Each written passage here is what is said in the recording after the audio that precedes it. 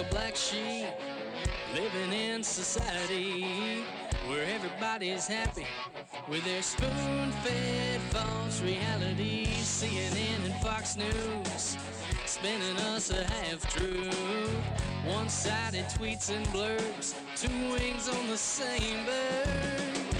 It's time for Fletcher Long. Every story has two sides, a little right, a little wrong. Let freedom ring through your radio. Come on, let's start the show. One thing I know for certain, the truth is in the long version. Spent 18 years in the courtroom, knows the system's broken. Warrior for justice, truth unfiltered. Some people call him the bow tie killer. It's time for Fletcher Long. Every story has two sides, a little right, a little wrong. Let freedom ring through your radio. Come on, let's start the show. One thing I know for certain, the truth is in the long version. The truth is in the long version. And you are getting the long version. Thank you so much for joining us today. We're expecting to have Dede Wedekind any moment will be calling in, and she is a right impressive person. But until she calls, I thought I would say that, you know, I got a very nice voice message from Amy Kinder over in Bristol, England. You look like you're pulling it up. Do you have it? No. Okay. No, well, anyway, I was doing something else. Sorry, I'm multitasking. That's okay. I was excited. I thought, I didn't want to get that excited this morning. I did forward it over to you. But anyway, Amy is a big actress in England and is coming stateside for something she can't really go into. She appears, judging from what I have gleaned, she is under a confidentiality agreement with some entity that is making a movie. It's going to bring her over. Hopefully we'll get her over stateside, and I'm going to interview her as soon as I can. Ollie Regan has also reached out to me. He has an acting reel that is just splendid. So I'm hitting it big time in Europe, but, you know, there's always some sort of a controversy, and there is an actress and a producer named Teresa Godley who is very chapped that I have given the attention that I've given to Amy Kinder, and you know, Teresa's a right impressive person in her own right. She was raised in Mother Teresa's missionary, as a matter of fact, and was given the baptism name of Michelle Ann Fernandez. And she is basically, there appears to be some rift between Amy Kinder and Teresa Godley. Teresa was very upset that I called Amy a famous actor, and that is what I think. And I don't think it really matters how many Twitter followers you have as to whether or not you're famous, John Michaels. So I'm just going to say that. No. I need a couple more so I can I just want to say now, ladies. There's enough of the long version to go along. Let's not get a little, Get fight. Let's not get upset here. But Amy Kinder is a friend of the show. She is very talented. I'm very impressed with her talent, and she is going to be a big-time movie star, and I cannot wait to rub it in everybody's face. But I can say that Teresa Godley is likewise very talented, an actress and a producer.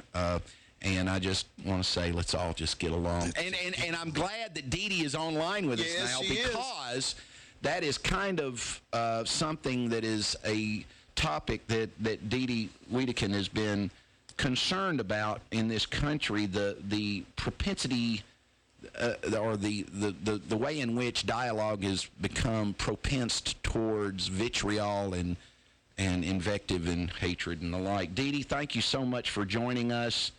Hi, how are you doing this morning? I'm getting wound up for you. Wow, good. Well, thanks for having me. much. I'm out in California, so I had the wrong number to call in. Sorry. Well, I'm sure personally. I'm sure the person that answered the phone said, "Oh my God, I got a call from Dede Wedekind. I cannot believe you probably made somebody's day." I wonder if they know how famous of a person just called them.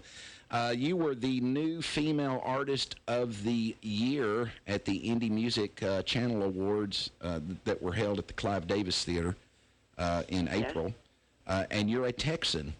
You've really. It's impressive how you've been able to be as successful as you've been in just 4 years. I mean, how in the world have you been able? Yeah, it's a lot of work in this industry, as you know, and everybody's out there, and there's a lot of good talent, and just tons of great singer-songwriters. But Dede, and I've just been plugging away. I'm a little bit older. And I had another career before this, and I just changed. God told me to change careers and be a musician and singer-songwriter. I guess he wanted some good musicians out there that had some positive messages. And so my husband and I have committed to this, and I've been working full-time, and it's really been a blessing. It's been a wonderful career change for me. It's been a lot of hard work and a lot of perseverance, a lot of no's, and just a few yeses, and it's been real good overall. It's been a wonderful experience. I've used everything I've ever learned from every job I've ever had. Well, Dede, how in the world? Energy, courage, persistence, perseverance that I can muster is what I've needed for this. And I think I was prepared, and all the things that I've done in the past have contributed to really helping me to really do the things that I need to do to get this done. So, well, Dede, here I am. Still a work in progress. There's just not a lot of people that are 4 years into a songwriting, singing career that get to work with people like Kevin DeClue or Andrew Fromm or any of these other and people that don't know, these are multi-platinum songwriters that have worked with some of the most recognizable artists in any genre. Andrew, of course, was the songwriter for NSYNC's Millennium album. It's worked with the Backstreet Boys, with Mark Anthony, and many others. And Kevin DeClue has worked with Hilary Duff and Charlie Midnight and Rihanna on, and worked with you on your fourth album, Dream of You. How in the world, because I've got a lot of aspiring songwriters that listen to this show, and I've had some on that I think are quite talented. How in the world do you run across, if I'm starting out as a songwriter and I want to try to network and I want to run into a Kevin DeClue or I want to run into a Andrew Fromm, how do I put myself somewhere where I can encounter them? Give us some career advice here. Okay, well, the thing is, you have to produce a great product, no matter what you do, even if it's with just a local production company that's in your hometown. You have to make sure that your writing is really good.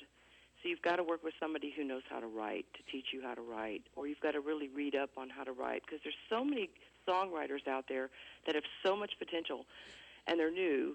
These are like 2, 3, 4, 5-year songwriters, but they don't really know how to write in the format that's going to be acceptable to be played on the radio, or that's going to be really what the judges on these contests are looking for. It's got to be something that is really in a format that people recognize and that is accepted by, the certain standards of the songwriting associations.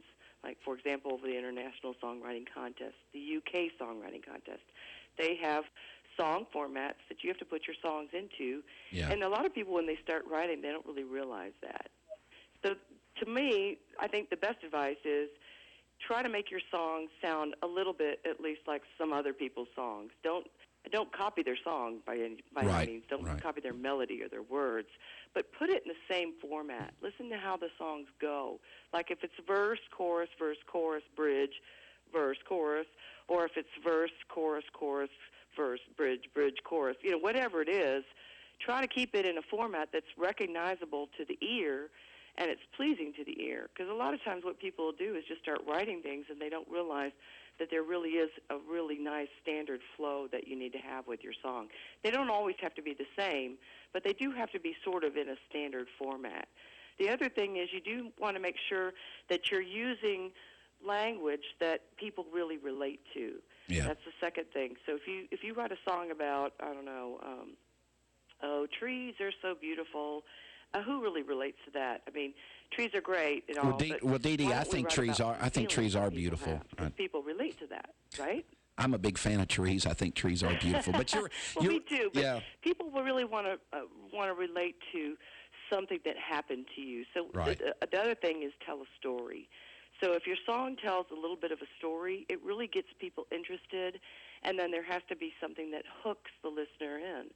So if you're talking about a relationship that you had with somebody that you really love this person, well, that's all great, but that's a very standard story, right? Right. We got to find something that's a little bit more interesting that really hooks that person in. Like, I fell in love with this person, but they loved someone else, and, it didn't work out right, and I'll always love them. Or, whatever your hook is, I'll never forget this person because they did this wonderful thing for me.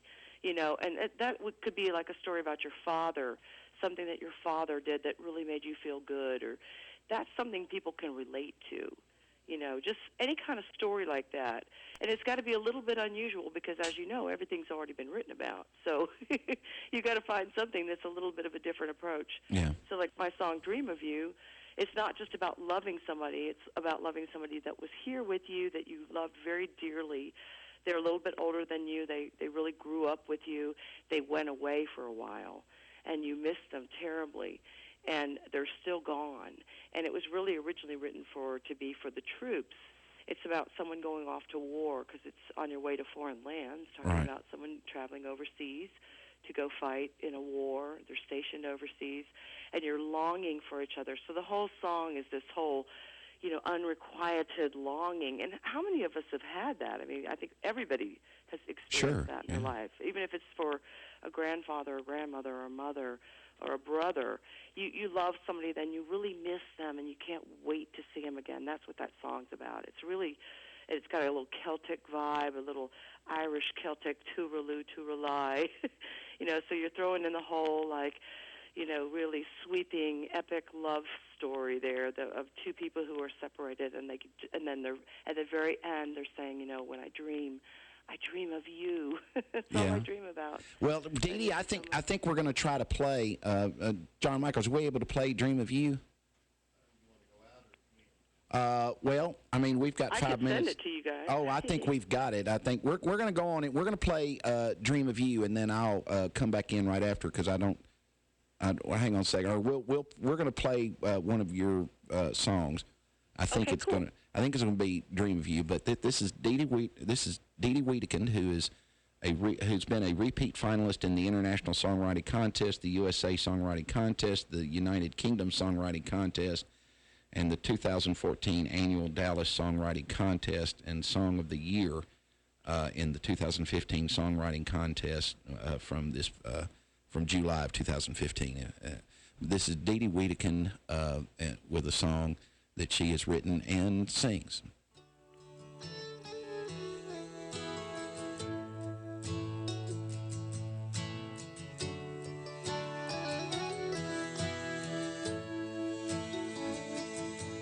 When you're tired and you're weary on your way to foreign lands, wish I was there to hold your hand like I used to.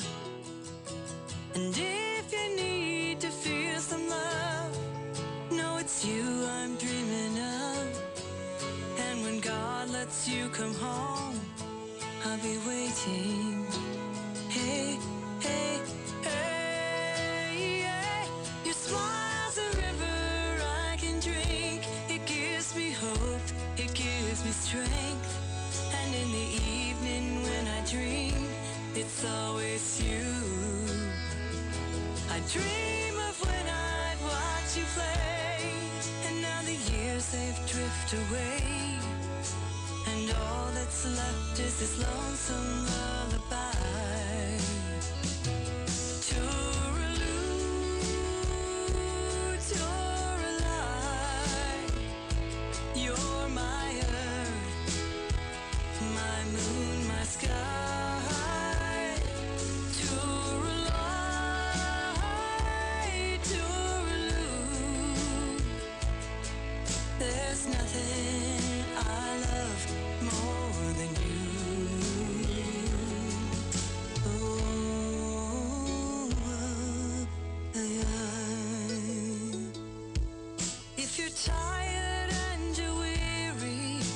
your dreams are all the same, and no one knows your name or cares to. Just remember all the good times and the ones still to come, 'cause bad times slip away like the good ones. Hey, hey, hey, hey. Your smile's a river I can drink. It gives me hope, it gives me strength. And in the evening when I dream, it's always you. I dream of when I'd watch you play, but now the years have slipped away, and all that's left is this lonesome lullaby. Tooraloo, Tooraloo, you're my earth, my moon, my sky. Tooraloo, Tooraloo, there's nothing I love more than you. Oh,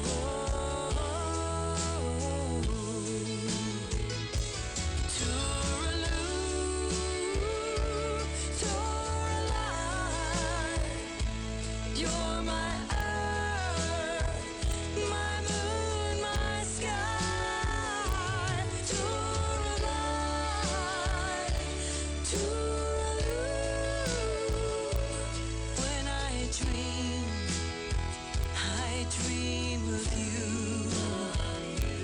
When I dream of you.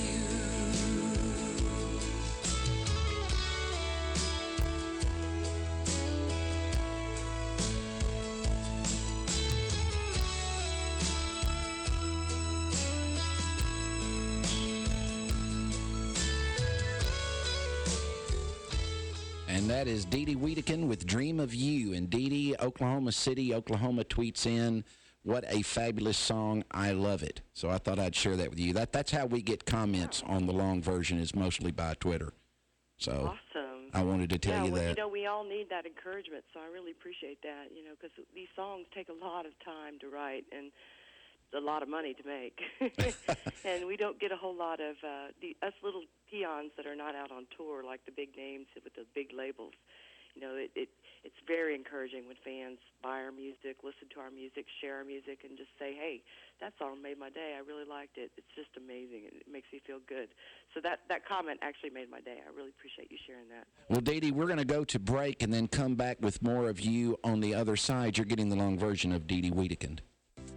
A lot of real estate is bought and sold in Clarksville, and all of it has to be inspected, and it has to be done right. It's your largest investment of your life. Do you want to leave its inspection to someone who isn't the best? Of course not. 931-980-5759 gets you the best inspection services. Call Bud Wink at 931-980-5759 to get the home you are buying or selling inspected by the best inspection services. That's 931-980-5759. The best inspection services, changing the quality of home inspections one house at a time.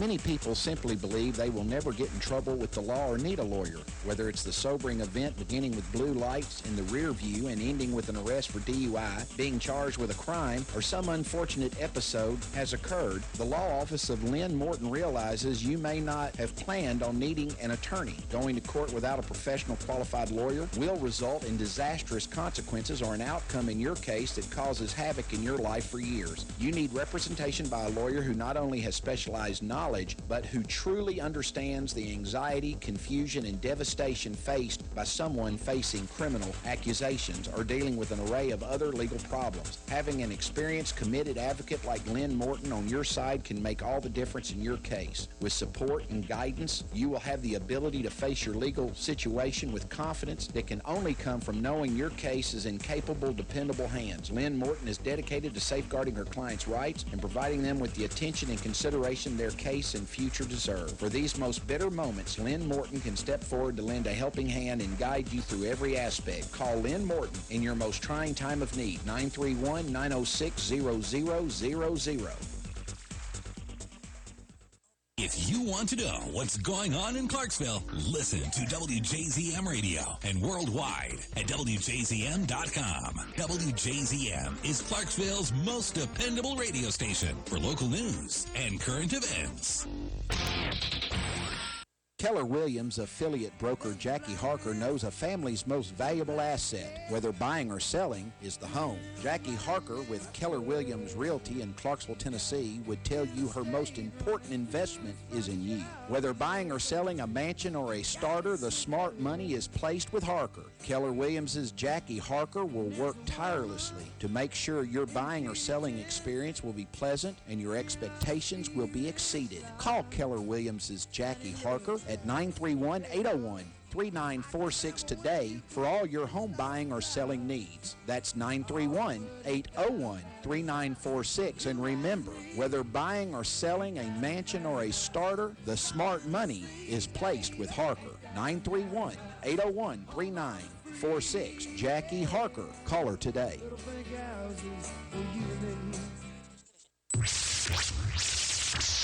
Since 1941, serving the public interest. WJZM Radio, Clarksville, Tennessee.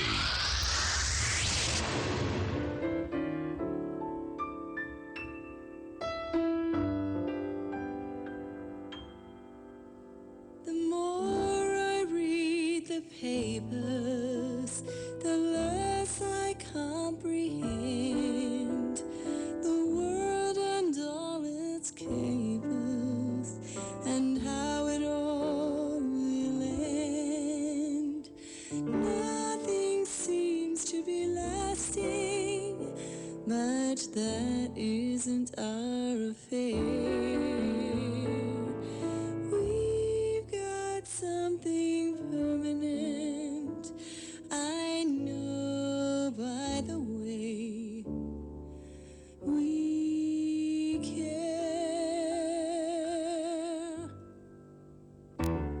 It's very clear our love is here to stay. And that is Dede Wedekind, who we have online with us today from Los Angeles, California. Dede, thank you so much for joining the long version and including us in your major Nashville-generated nationwide terrestrial market radio campaign. We appreciate Thank you. How's that going, by the way? We sure appreciate everybody who's listening in from all over. Yeah. This is exciting.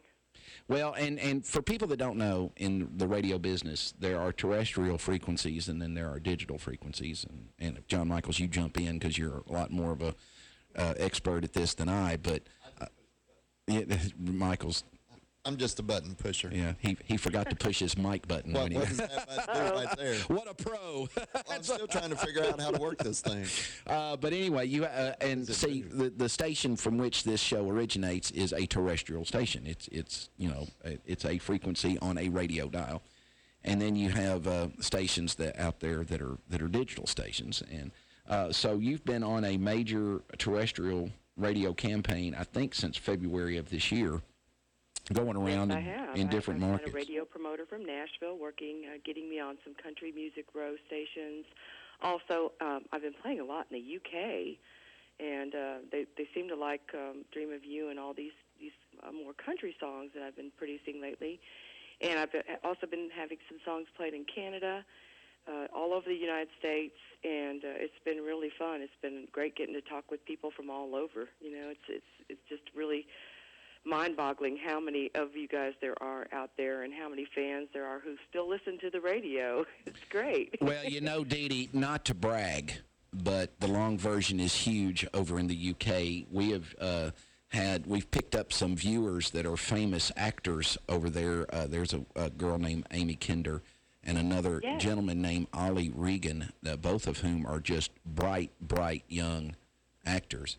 in England. Not to forget Our Lady in Manchester. And don't forget the woman that works for Manchester City Council. That's right. We've got a listener that's been with you us guys from are the big time. That's great. Well, I don't know about big time. Worldwide. She has been with us from the beginning. I mean, she was one of our first listeners, and she used to tweet in. I think she's got the hots on John Michaels. Oh, John Michaels. well, now I don't know if truth comes out. he is quite the dish. If you Right. if you ever stream us, which John Michaels is the good-looking chap in the cap. I mean, he's kind of a Yeah, I've dish. seen the pictures of all you guys on your website. That's cool how they put the pictures. That's awesome. I was wondering who that good-looking guy was.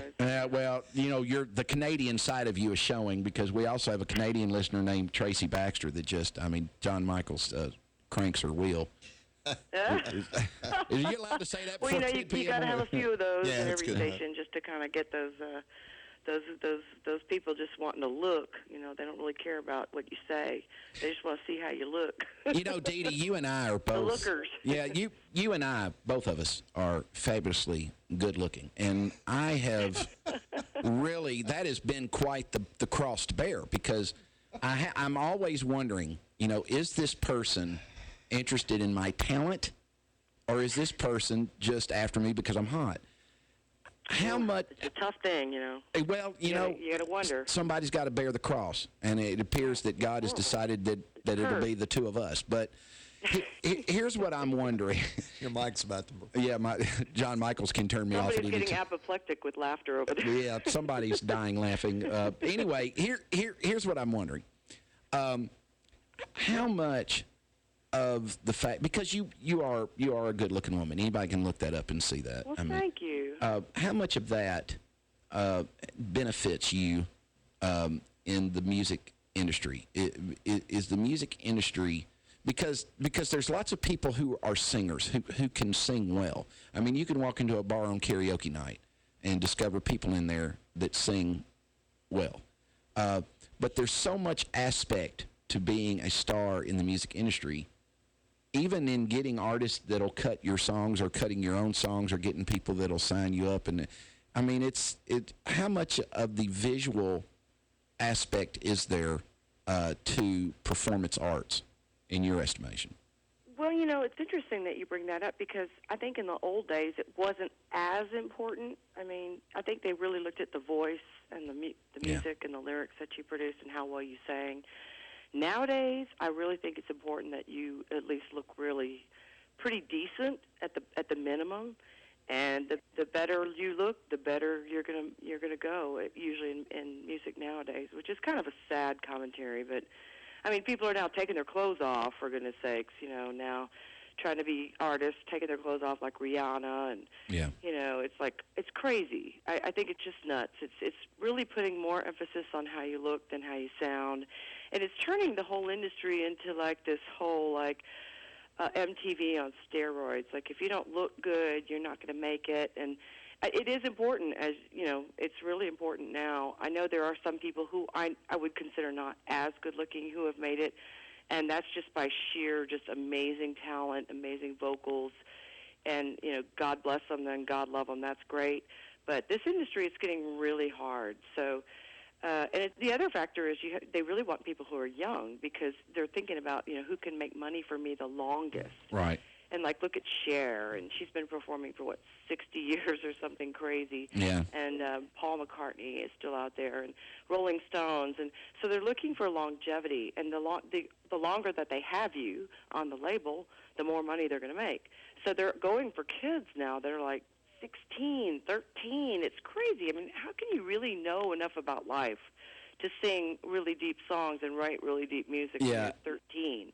For goodness sakes, I mean, it's kind of crazy. But I just think the industry's kind of losing it a little bit, and so, that's why I like country music. I think it's not quite as focused on all that, and Christian music is not quite as focused on all that. But the pop music scene and all that has just gone nuts. It's just crazy now. And Dede, I feel bad for anybody starting out now. I've got to interject there. I always get a little tickled, a bit amused, when you'll have a music award show, and this kid will walk up there that's like 20, and gosh, I just never thought I'd get here And, I've suffered so long to be able to do this, and I just have so many people to thank. And you're like, well, why don't you start with the person that decided to prop you up and make you a megastar at 20?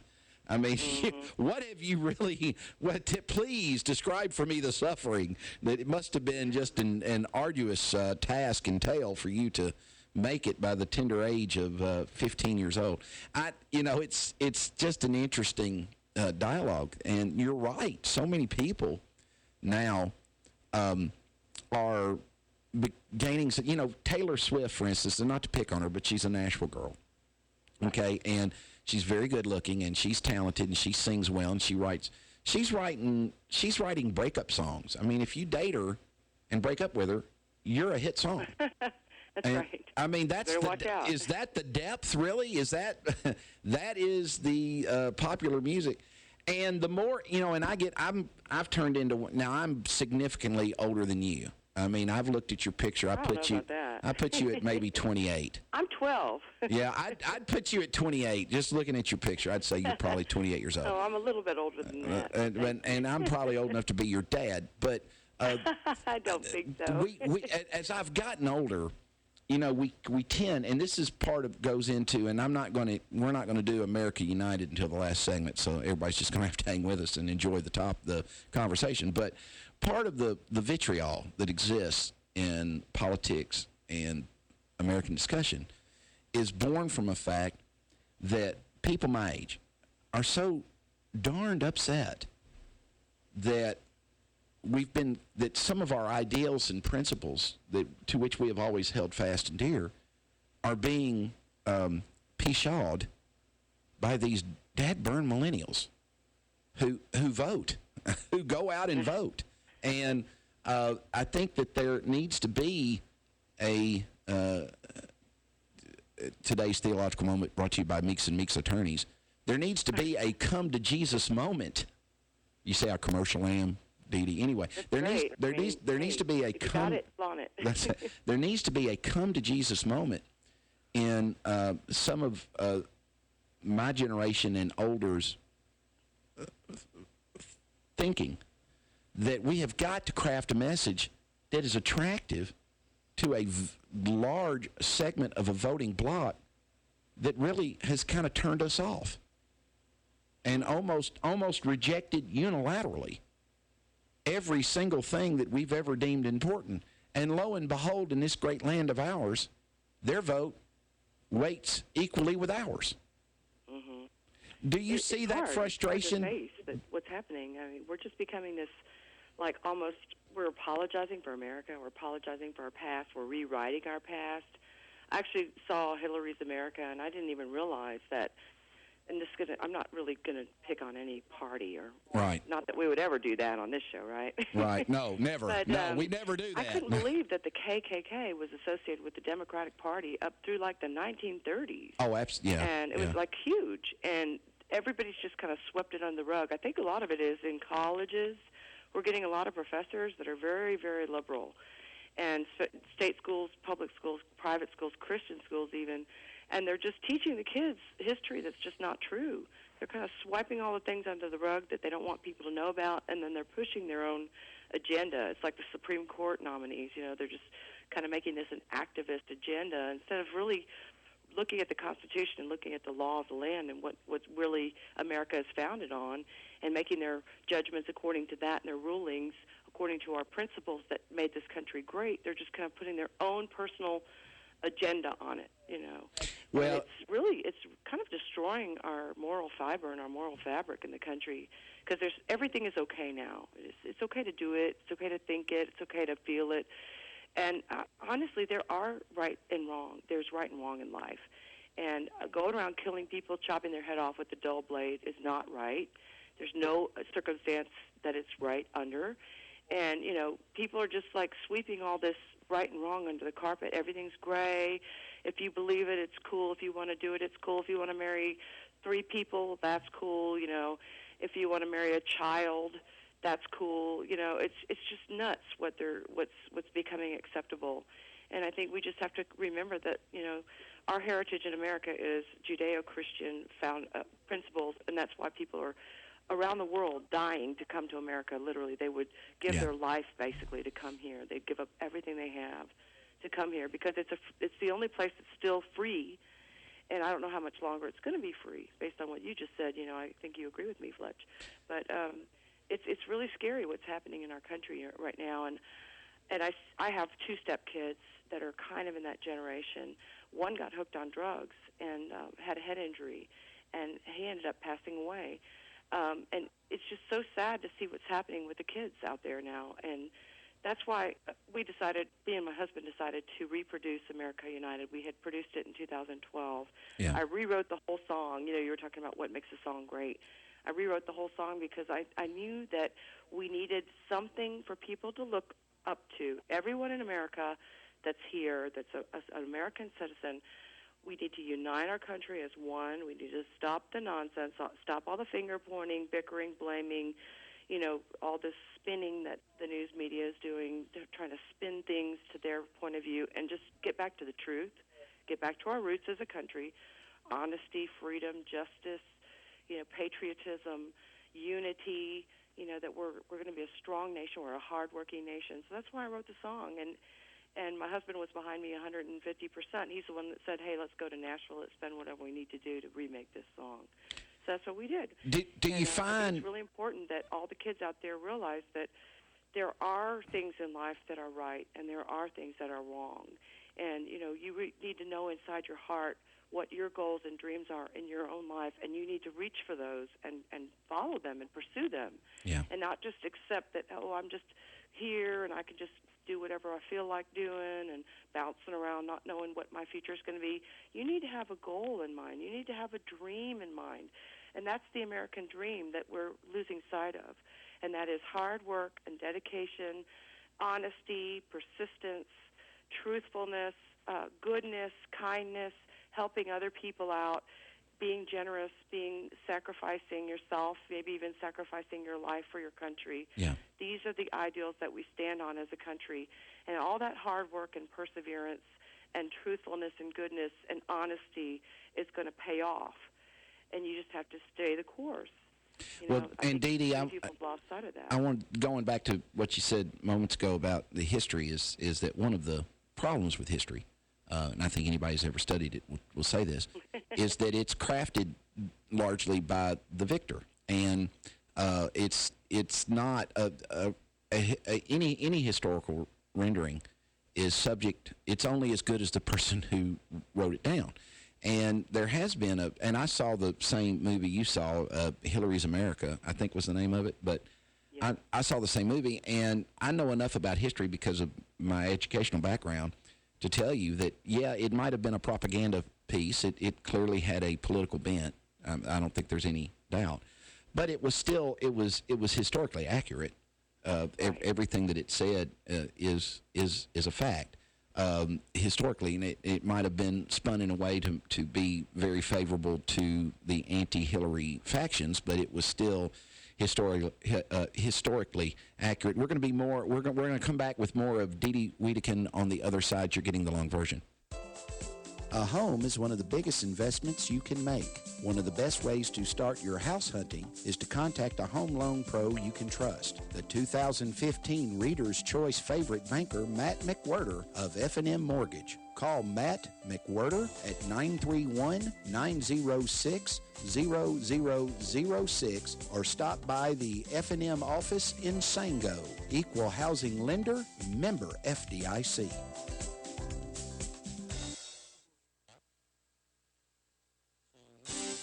When Clarksville wants to hear what's going on. One of the big issues that our state, really that our nation is facing is infrastructure, and it's transportation infrastructure. There was something a couple of weeks ago that came out of Nashville from the Regional Transit Alliance, about $6 billion in potential upgrades to our transportation infrastructure, and that included light rail and some of those type things. But I really think our state legislature realizes that Tennessee Department of Transportation has this big backlog of projects, and they've got to do something about it. They hear it on WJZM Radio.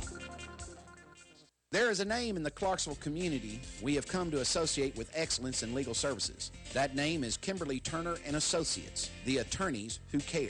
There are times in life when reliance on attorneys who care is particularly critical. Family strife is definitely among those times, whether it be divorce, child custody, juvenile delinquent petitions, alimony or child support increases, or any type of strife which invades our personal lives. Kim Turner and Associates are the attorneys who care. Call Kim today at 572-1134 or get an appointment. Perhaps you just stop by her place located at 130 Franklin Street next to the Black Horse. That's 572-1134. Kimberly Turner and Associates are the attorneys who care. Since 1941, serving the public interest. WJZM Radio, Clarksville, Tennessee.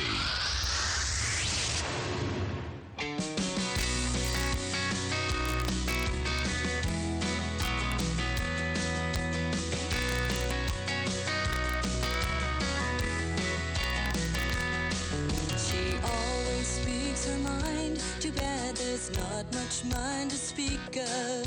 She sure does love her wine, but not the kind of wine you drink of. So tell me what you saw in her that you didn't see in me. When she's like a shot of moonshine, and I'm like a fine Chablis. It all looks good from the front side. It all seems appealing going. And that is Dede Wedekind, and that is one of your classic country themes. What is it? What is it about her? Why did you leave me for her? That's as classically country. Like Yeah, that's as Dolly classic. Parton. I love Dolly Parton. That's as I think classically that song country. was kind of autobiographical in a way, but I just wanted to write a song from a different take of instead of "Why'd you leave me for her?" Yeah. It's really "Why'd you leave me for her?" But now I'm happy because she's done the same thing to you that you did to me. Yeah. You got your just desserts. That's the name of the song. Well, so it's kind of like teaching a little lesson That's to his- people who think that the grass is a little greener on the other side of the fence, and he runs off with a girl who's a known philanderer, a known wanderer. She's a little wild. Frankly, she was a, you know that line from Saturday Night Live. Yeah, got it. Yeah. She was an easy woman. She was non-discriminatory. She was Exactly. she did not discriminate. Not picky. Not picky, no. I'll stay out of that one. That's one of those country song themes that's as country as Grandma got run over by a damned old train. You know, that's one of those, those reverbing topics. And you know, it's a good, because everybody can identify with this, Dede, is that, the more, when I was a lawyer, I did some domestic work. And if there's one thing that representing people that are having marital problems taught me, it's that you can never assume that someone is luckier than you in the match that they've selected. There are lots of times that I know from my own personal experience. You know, I've been, this is my second wife, and I've had a very happy marriage to her. Well, My first wife was god-awful. Sometimes I wonder why in the world I made that particular choice, but she was good-looking, and people, everywhere we'd go, people would say, golly, man, you sure are lucky. And I used to think to myself, man, I don't know how you can say that just based off of how she appears. There's a lot. Sometimes there are people that the fact that they're good looking is the Venus flytrap into which you fly, and then find out that nobody is that good looking when you get down to it. Am I right, sure look Dede? ugly when they're treating you bad. Yeah, they didn't look so good from the. There is nothing worse, that. There's a big. I used to say that when you're in the marital bed, and they make the comment, "Go sleep on the couch. You're making the mattress tense." That will redefine every feeling. That feeling that is summoned from your gut after they make that comment. And I don't care if it is Bridget Bardot lying over there. It's Well, she's kind of old now. well, I'm showing my age. Or a young Bridget Bardot. But anyway, you know, Dede, incidentally, it's Olivia de Havilland's 100th birthday. Wow. She is She's not alive, 100. is she? Yes, she is. She's 100 years old, and she is doing fabulously. That's crazy good. And she might even be better looking at 100 than she was at 30. That's amazing. She looks fantastic. So happy birthday to Olivia de Havilland. Happy birthday to you. Happy birthday to you. Happy birthday, dear Olivia.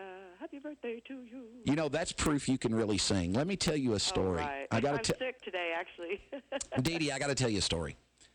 We had an artist on that was from Chicago, and she had a big song out, and she's very talented, and she sent me an MP3. So I got this bright idea that I'd have her sing some Christmas music over the phone line. Well, John Michaels told me, don't do it. The AM radio waves will distort the sound and all this kind of stuff.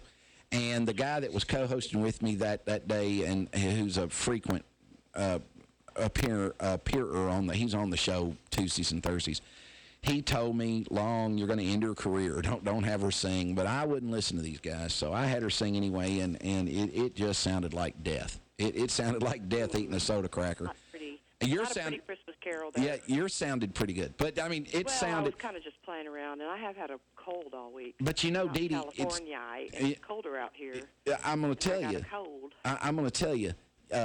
Hers, it did not sound very good at all, and it wasn't even her fault. I mean, it had nothing to do with her. It just had, we have updated the equipment since then, so our equipment's a little better. Oh, that's good. Thank you for but, that. Yeah, I mean, the equipment's better. I mean, I'm serious, Dede. You sounded pretty good there, really. But, I mean, well, if you really want me to sing something, I'll sing something real serious, but that was just kind of like for fun. Well, I know. We don't want you to do it. I'm sure no one else has sung any of that on your show before. Dede, I'm scared to ask you to sing over a phone line because I think I ended this gal's career. I haven't seen her. Has she come out with? Move. Has she come out with anything since then? I'm just kidding. I have not even seen her on Facebook. I don't even think she's even singing. I think that she is. I'm not even real. Are you she? Are you she? I mean, not really Dede. I just got this girl to call in for me. Yeah, I'm going to tell you, she's a professional. Dry cleaner. She's sitting out there right now, going, "I hate that." Dry cleaning as we talk. I hate that guy. I'm going to get him one day. You just have a peanut gallery, don't you? Yeah. Well, that. Hey, I want to mention something about that, Dede, because as lovely as you are. And, you're down, you're the girl next door. You've got a happy marriage. You're blonde-headed. You're kind of sickeningly blonde, really, to be honest. I mean, you're like that blonde-haired, blue-eyed girl that, like, all the girls in high school hated. And, well, you're, and on top of it, you have to be so darn nice. I mean, why can't, if you would just be a weonch, that'd make some of your rivals feel better about you. But, oh, no, you have to go into the music career and start... hammering out songs with Celine Dion's, I mean, Jeff Bova, he's great. He's my producer. I love him. He's out in California. Everything just he's is one going. Of the best producers I've ever worked with. I'm going to tell you, at the next high school reunion, there are going to be some chunky women there really upset with you. But anyway, so you're doing everything really well. But even you get internet haters. I mean, I know you do, because it's impossible to not get haters that contact you over the internet. They'll hate on you. And see, I had this fine actor on, and you're familiar with Amy Kinder because you're big over in the UK. I heard y'all talking about her. Well, she's fantastic. Well, anyway, so you must really like Amy Kinder. She's fantastic. fantastic. Go check this girl out. She's fantastic. Look her up, please. Anyway, I had her on, I didn't have her on. She joined us by Ustream from Bristol, and then she sent John Michaels and me a lovely voice message by Facebook Messenger. Well, anyway, so I tweeted out that I have a famous actor on from over the pond or whatever. And this other actress, or actor, I want to use the proper term here, Teresa Godley, who herself is very impressive. Now, I looked her up on IMDb. She is also impressive. She grew up in Mother Teresa's, she grew up with Mother Teresa in Calcutta. Calcutta. I mean, she was adopted, in that orphanage, I want to say. Wow. But she's impressive, Teresa Godley. But she was very upset that I had said something kind about Amy Kinder. Now, I don't know if they worked on a movie together, and Amy, like, ate her oatmeal, or I don't know what happened, but she was very upset.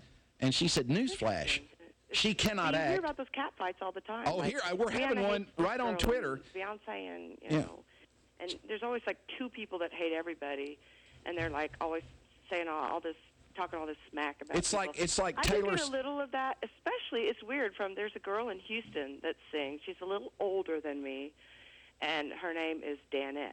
I won't say her last name. But she sings all over town, and she's been very successful. And if I go sing at a place that she has sang at, she will call the owner and say, she'll pretend like she's somebody else. And she'll say, I don't think you should have that Dede girl back because I just really didn't like the way that she sounded. And I finally caught on to what was going on. It's like, well, wait a minute. How come you're not booking me back here? We got a complaint. Oh, Lord. And I'm like, oh, Danette. well, and it's like Taylor Swift and any guy she ever dated because, it turns into a hit song. But I think I should write a song about it. That's a great idea. Well, it might be. But people, and I really, because Amy is young. Amy's a young actor, and she's like 17 years old, and I just really want to tell her, look, don't sweat Teresa Godley. And Teresa, please quit picking on 17-year-olds. But anyway, because I don't think Teresa's 17, but obviously. But anyway, I don't know what the rift is about, but there's enough out there. There's enough sunshine for us all. There really is enough sunshine for us all. And exactly, it's not like there's only a pie, and this is all that we have is one pie full of talent, and one pie full of fame and fortune, and we have to divide it amongst all the people. It's not like we only have 8 slices of pie. So if you want to be famous, you can't do it because if you want to make it, you can't do it. That's crazy. People look. I have never felt that way. I don't understand it, but there are a lot of women, especially. I mean, there's men too, but I've noticed a lot of women that kind of think, well, who's that girl? Who does she think she is? I never really compare myself to anybody else because to me it's like we all are blessed with a different gift. We all sound different. There's a reason for that. We all look different. We all are writing different type of songs, and you can't compare apples to oranges.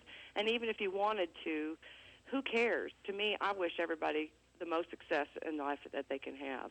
But I have noticed that there's a lot of people that don't feel the same way, and it's real hard for me to understand that. But I finally have grasped that there is that element out there, and you just kind of have to blow it off and just realize that it's just people who are not really big-minded, that don't really see things that way, and you got to kind of just move on and I just want to. I just want to mention, Dede, that focus on the positive. I just want to mention that Amy's listening. She's streaming us this morning because she just weighed in. She said, I've never personally met this woman, or I've never worked with her. And and I haven't done didn't eat her oatmeal. I haven't done anything to provoke her. And I didn't even know that she was running me down until one of my friends told me as she was booking her for an acting job. So anyway, the main thing, Amy's out there listening to you. You're big in England. You're big in England. She's big in England. You're older than she. Give her some of the benefit of your guidance about haters and this vitriol and stuff. Well, Give her some of the benefit of your wisdom. Handle on it. You just have to focus on who really is in your court, who really does care about you and like you, and really stay with that and you just got to forget about it. It's really hard sometimes because it can be very personal when people attack you, especially if you're friends, people that you know, people that you really admire. You just have to kind of blow it off and move on and resist the temptation to fire back at them. Because I think that's when those cat fights start, Yeah, and you know what? That little back and forth in the tabloids happening. And the more famous you are, the more people are going to try to do that to you. So Absolutely. You've got to really be tough and pray every day and pray that God's going to give you a grateful heart and not allow you to think that it's all about you. It's really all about your gift that you have and sharing it with other people. And remember that everything comes from God. It's not something that you earned and we all work hard, but it's a gift that we have, and we're here to share it with others and to make the world a better place. Yeah, and I want to say too that one thing that my mother used to tell me, and of course mothers get smarter, Amy, as you get older. Exactly. You know, we thought everything they said was stupid. When I was your age, everything my mother said was stupid. And now I'm 48 years old, and everything my mother said was dead on. But one thing she used to say is that you don't want to get down in the gutter with someone. You don't want to ever be reduced to another person's level. You don't want to sink to whatever depth of their dialogue from the wellspring from which it may come. You know, you don't want to. And I'm not putting it exactly the way she used to, but the gist of it is you really, and this is true, after 48 years of life, when you go down and start trading barbs with someone, whether it's on Twitter, Facebook, verbally, you know, this whole fight between Taylor Swift and whoever, Drake or whoever it was, I don't remember.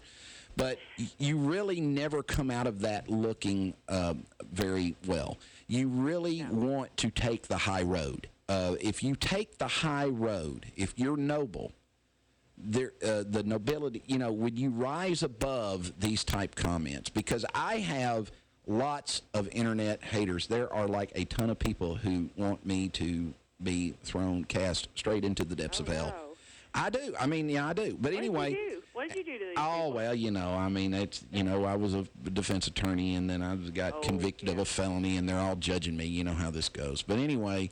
People love lawyers. I just want and disgraced ones particularly. But anyway, what I generally do, and sometimes I get these long, you know, emails. I don't even know. Well, I guess they got my email address because it's pretty out there. But they'll send me emails that are long, and I hate you, and you deserve to die, and all this kind of stuff. And Amy and Dede, what I always respond to that is, thank you so much for listening. That's really nice of you. Well, I mean, I do think, though, if people say something in public about you that isn't true, they say something that's really bad about you, I do think you have to take a stand and clear the record. Because, like, I noticed, like, when George W. Bush was president, toward the end, everybody was just hating him so much. You know, he's from Texas, so we didn't really hate him or anything. Yeah, you're a Texan. You know, they're striking at the homeboy there. Yeah. But everybody was just hating him, like, saying all this crazy stuff, like, you know, I don't know, they just make up stuff, and it was obvious that it was made up, but he didn't even say anything. And I think that was kind of, he took a little too much for the team on that one, you know. You just have to kind of make a statement and say, well, I just want to say for the record that this isn't true, and here's what is true. But you can't turn it into something personal. Like, I can't believe that person would say this. It's really hateful. It's spiteful. You know, here's something about them. You know, but you do sometimes have to take a stand. Like, I had somebody on Twitter the other day that I had posted a tweet. I post a lot of political tweets because, you know, I just think it's interesting to see what's happening, and I want other people to see things because I don't think they're necessarily seeing both sides of a lot of things. Right. So I'll post, like, really interesting things that people will send me or that I come across, and it'll be, some of them are about Hillary, and some of them are about Donald, and some of them are about just different things. And one person sent me something, and it was about Hillary, and it was something about, like, she couldn't, you know, how could you have a president who can't even remember where she put her emails? You know, it's just like something like, how can you trust her with the keys to the White House when she can't even keep track of her email? Right. Which I thought was kind of a funny comment. That's kind of funny, yeah. And I would have posted something about Donald, too, if it was funny. And somebody put back, some of us don't find that this is very funny. So I was like, woo, unfollow, right? They unfollowed me. It's okay. I didn't care. People are really like, touchy. You know what? I'm sorry. I'm a person. I'm not just some artist on a pedestal up there going, oh, you know. I have feelings. And well, Dede, we got to go to break, and thank you so much. Hold through. We're going to get more of Dede Wedekind on the other side. You're getting the long version. Many people simply believe they will never get in trouble with the law or need a lawyer, whether it's the sobering event beginning with blue lights in the rear view and ending with an arrest for DUI, being charged with a crime, or some unfortunate episode has occurred. The law office of Lynn Morton realizes you may not have planned on needing an attorney. Going to court without a professional qualified lawyer will result in disastrous consequences or an outcome in your case that causes havoc in your life for years. You need representation by a lawyer who not only has specialized knowledge knowledge, but who truly understands the anxiety, confusion, and devastation faced by someone facing criminal accusations or dealing with an array of other legal problems. Having an experienced, committed advocate like Lynn Morton on your side can make all the difference in your case. With support and guidance, you will have the ability to face your legal situation with confidence that can only come from knowing your case is in capable, dependable hands. Lynn Morton is dedicated to safeguarding her clients' rights and providing them with the attention and consideration their case and future deserve. For these most bitter moments, Lynn Morton can step forward to lend a helping hand and guide you through every aspect. Call Lynn Morton in your most trying time of need, 931-906-0000. WJZM Radio, Clarksville, Tennessee. Keller Williams affiliate broker Jackie Harker knows a family's most valuable asset, whether buying or selling, is the home. Jackie Harker with Keller Williams Realty in Clarksville, Tennessee would tell you her most important investment is in you. Whether buying or selling a mansion or a starter, the smart money is placed with Harker. Keller Williams' Jackie Harker will work tirelessly to make sure your buying or selling experience will be pleasant and your expectations will be exceeded. Call Keller Williams' Jackie Harker at 931-801-3946 today for all your home buying or selling needs. That's 931-801-3946. And remember, whether buying or selling a mansion or a starter, the smart money is placed with Harker. 931-801-3946. Jackie Harker. Call her today. A lot of real estate is bought and sold in Clarksville, and all of it has to be inspected, and it has to be done right. It's your largest investment of your life. Do you want to leave its inspection to someone who isn't the best? Of course not. 931-980-5759 gets you the best inspection services. Call Bud Wink at 931-980-5759 to get the home you are buying or selling inspected by the best inspection services. That's 931-980-5759. The best inspection services, changing the quality of home inspections one house at a time. Since 1941, serving the public interest. WJZM Radio, Clarksville, Tennessee.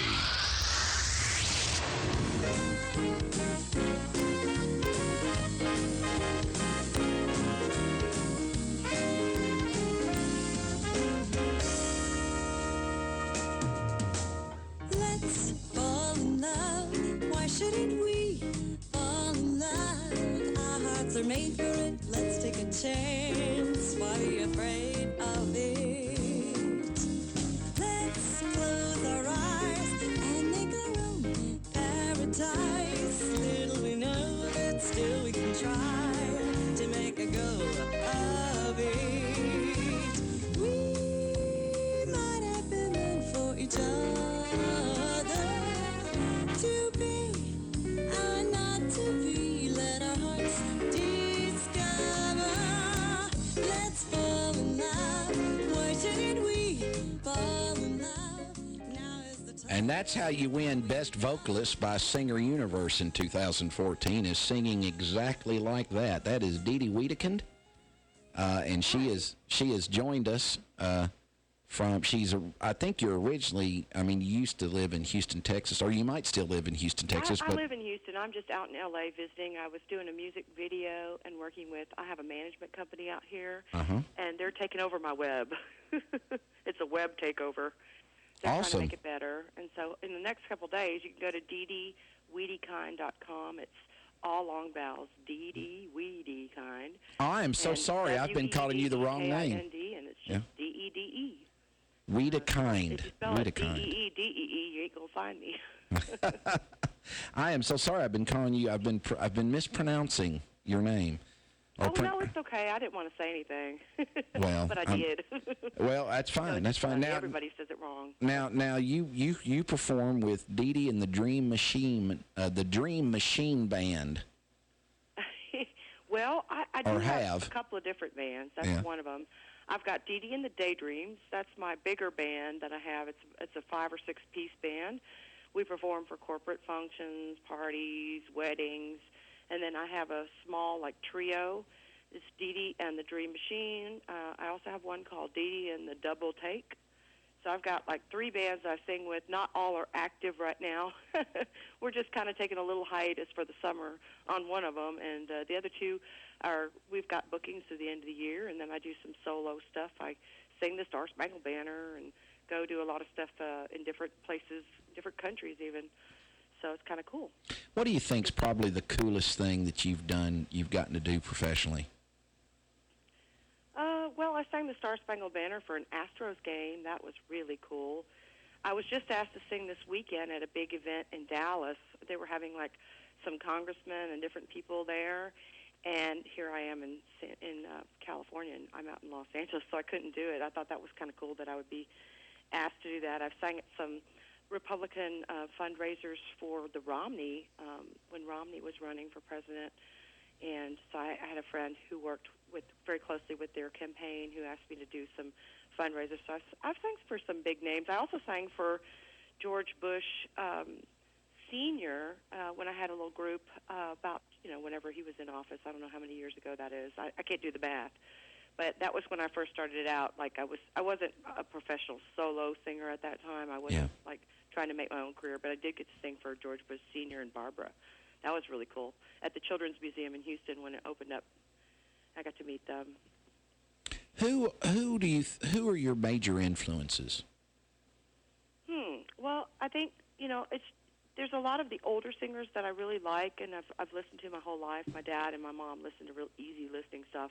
They didn't let us listen to rock and roll when we were little because we were Baptist. So There's nothing wrong with that, Dede.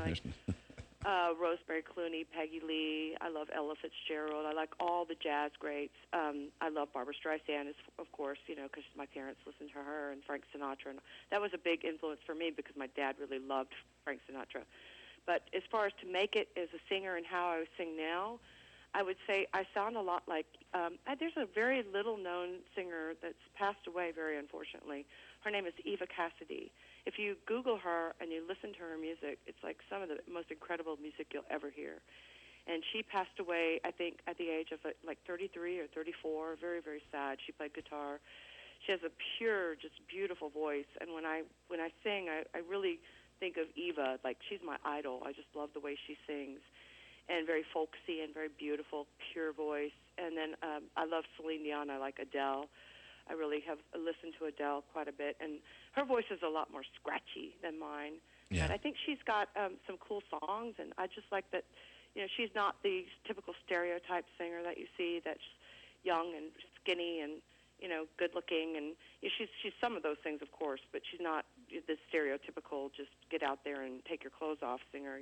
She's actually a seriously great artist, and I respect that. And there's a couple others. I love Journey. I love some of the 80s bands. So I actually wrote a song on my new album that kind of does emulate some of what Journey does and what Bon Jovi does. And I love the Rolling Stones. And one of my biggest influences is actually Elton John. I love Elton John. So I just like the fact that he plays the piano. He's very, very good at the piano. That's what I play when I compose my songs. And I think he's just an amazing talent. He's got it all. He can songwrite, he can sing, he can play the piano. I saw him at the iHeartRadio concert out in Las Vegas about 3 years ago, and he still sounds and plays amazingly. He's just great. Now, Dede, he's one of my biggest. You've been described as having a sound very similar to like Carrie Underwood and Adele. Yeah. And you've made several comments about female artists that take their clothes off to gain popular appeal. Can I take it that you don't approve of the Miley Cyrus move that she has made to try to teach us all that she's a grown woman now? Is that's probably not something that you would have done? It's sad because, like, who is listening to this music nowadays? It's kids. People that are buying the songs are all 12 years old, guys, okay? So I hate to burst any bubbles, but the older generation, they're just not buying music. These kids are going in on their parents' iPhones and with their Apple Music account, and they're downloading song after song after song. They're just doing it all day. They're watching YouTube videos all day long. These, like, 8 to 12, 14-year-old kids. They're setting what we all listen to across the country, which is a little scary if you really think about it. So if you've got a performer, let's say a Miley Cyrus or a Rihanna, and I think Rihanna's very talented. I don't know how I really feel about Miley Cyrus, but I think she's probably pretty talented. I just really have a problem with that you've made it big, and now you're out there flashing your booty to all these kids and teaching them that that's okay to do, because that's who's listening to your music and that's who you're influencing. It's very sad. You're given this fame, you're given this fortune, you're given this gift for a reason, and what do? You go out there and you just kind of make it like it's okay to just do whatever you feel like and take your clothes off and have sex with whoever you want and just do whatever you want, do these drugs and make drugs are great in your songs, speaking of like rap and all that. Some of it's cool, but a lot of it has lyrics that are just really bad. They're detrimental. And we as parents can't watch our kids 24 hours a day. We don't know what they're doing when they're not with us. And they could be over at Billy Bob's house watching videos that are really bad. And it's just, I have a step granddaughter. My husband's son had a daughter, and she's watching videos all day long. I watched her do it the other day. She's really little, and she's watching videos all day long. And I said, "Have you seen that Rihanna video?" And she's like, "Oh yeah, the one where she doesn't have a shirt on." I was like, "Oh my gosh, this is prevalent. It's scary. It's I'm going to have to check that out. I why haven't seen that. trouble. John Michaels, have you seen the shirtless Rihanna video? No. You hadn't seen it? Mm-mm. Yeah, I might. You there? Yeah. No, I'm sorry. I might have to. I'm sorry. I just heard there was some shirtless Rihanna video. I'm sorry. I'm looking at it now. Yeah, one thing I wanted to say too is I had Michael Sweet on. I don't. You're probably familiar with him. He is the lead singer for Stryper. And Stryper is a pretty significant band because they really were the only band in hard rock that could cross over from Christian hard rock to mainstream and have all the success that they had. And, of course, Michael's got a new album out, and he came on the long version. And that album then hit #1, which I, of course, took all the credit for. All because of you. All because of me, exactly. Brian Mays had nothing to do with this. It was all the long version that wrote that how he got on the Billboard magazine's top hard rock album. But anyway, is that supposed to make up for the one that you? That makes up for Brian's client that I pummeled. But anyway, anyway, if my ratings go up, do I need to write you a check? Absolutely, no, absolutely write me a check. Yes, absolutely. Anyway, out the cash. Check in the mail. Yeah, I've heard that before, sister. Anyway, I was listening to Michael Sweet, and we were talking on air, and he talked about the 5 years that he performed with Boston, which of course is just a tremendous band. Very famous band. Like everything made in the garage, for goodness sake. And they didn't even have Pro Tools. It's so and I asked him, I said, did you ever perform, and I remember this question because I'm going to ask it of you. Did you ever perform with somebody and you thought, oh my God, what am I doing up here with these people? And he told me that, every night that he performed with Boston. So Dede, I ask you the same question. Have you ever gotten the opportunity to perform with a singer or somebody and you thought, oh my goodness, I'm just not worthy of this. I don't know how I'm doing this. Well, there's so many good ones out there. Yeah, I mean, I've opened for other acts that were really, really good. Like I was in a festival out in the Light at the Lighthouse in San Pedro, California last year. I think it was last May. And Christofari was after me, and I was like, whoa, Yeah. That's so cool. They're kind of like that reggae Christian group, and that was a lot of fun. Got to meet some of them, and I'd say the funniest thing that ever happened to me was I interviewed for a magazine in Houston, and I hired a guy that was doing some radio promo for me, just kind of piecemeal getting me interviews, but I didn't realize it at the time, but he was really more of a, rap, hip-hop. All his connections were in rap, hip-hop, urban pop, deep in the hood, type of thing. And then here's little Dede, blonde, blue-eyed, singing all this, kind of more laid-back music. And he's, getting me interviews with these, Detroit, inner-city stations. And it was really fun. I'd be like, I didn't care. I was like, just talking about stuff and having fun. And, of course, they were all probably... And then I just got another gig with another guy who was going to send my music to all these bloggers, and then I realized it was all urban type rap, and hip hop. So I thought that was kind of cool to see it like on their site. You're seeing all this stuff like Hey Mo, you know, and all this, you know, the names they were calling each other, and then here's little Dede with America United. It's like Black Lives Matter. Oh, Dede. It was just funny. I was like, oh, that's cool. You know, I didn't care. I think it's great. Well, now the America United song that that you wrote, I read that you wrote that in the choir loft, basically in church. Is that right? Yeah, we were singing in the choir at this church, and they had a patriotic service, and it was like in 2012. I remember this.